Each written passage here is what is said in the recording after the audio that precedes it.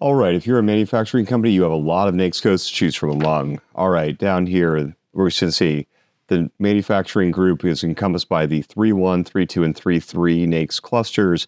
Starting over here at 3.1.1, we got food manufacturing. So if you make food, you want that. A lot of different types, as you can see. And by the way, all of these NAICS codes are in the description below, so you can find them there. 3.1.2, beverages, tobacco. 3.1.3, textile mills.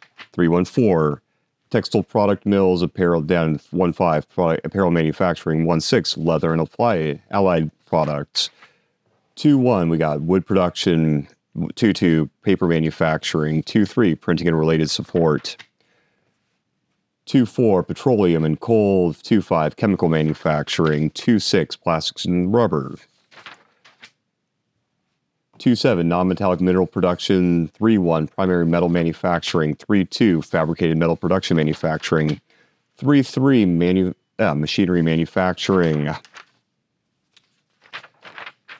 3.4, computer electronic product manufacturing. 3.5, electrical equipment, appliance, and component manufacturing.